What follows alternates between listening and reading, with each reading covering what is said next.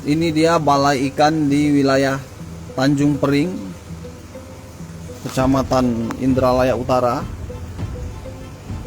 Saat tempat budidaya udang satang juga, ikan dan berbagai macam ikan air tawar.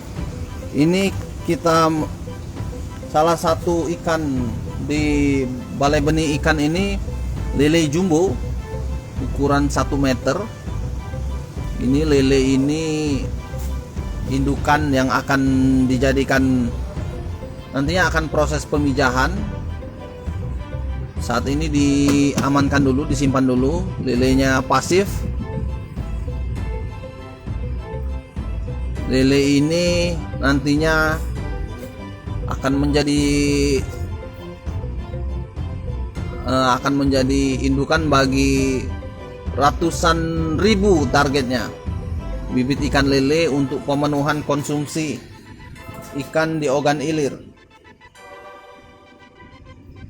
Nah, ini kita lebih dekat lagi.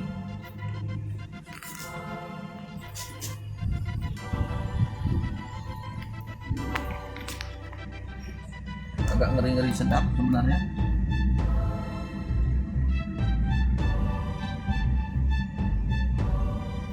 Ada satu indukan ini.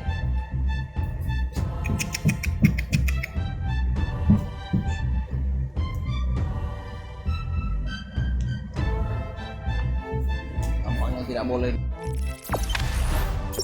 Jangan lupa subscribe, share, komen, dan like ya.